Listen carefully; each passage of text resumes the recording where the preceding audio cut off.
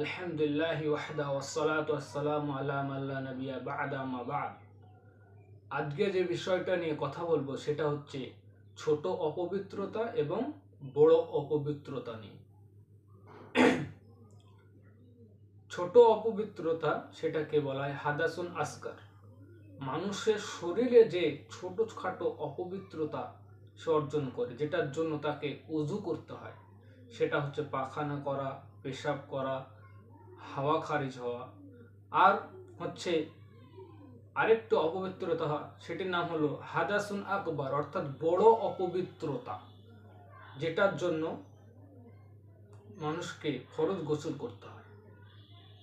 কয়েকটা উদাহরণ হলো, যেমন কোনো ব্যক্তির যদি স্বপ্নদোষ হয়, কোনো ব্যক্তি যদি সহবাস করে, কোনো ব্যক্তি, কোনো মহিলা তার যদি হাইজ ঠিক হয়ে যায় তাকে ফরজ গোসল করতে হবে। নিফাস ঠিক হয়ে যায়, নিফাস থেকে সে সুস্থতা অর্জন করে, তাকে ফরজ গোসল করতে হবে। আর এই ফরজ গোসল কিংবা উজু করার জন্য নিয়ত করতে হবে। আশা করি যে আপনারা এই ছোট অপবিত্রতা এবং বড় অপবিত্রতার মধ্যে পার্থক্য বুঝতে পেরেছেন। বড় অপবিত্রতার জন্য আপনাকে সেটা থেকে পবিত্র হওয়ার জন্য গোসল করতে হবে, এবং ছোট অপবিত্রতার জন্য আপনাকে পবিত্র হতে গেলে আপনাকে উযু করতে হবে। আসসালামু আলাইকুম।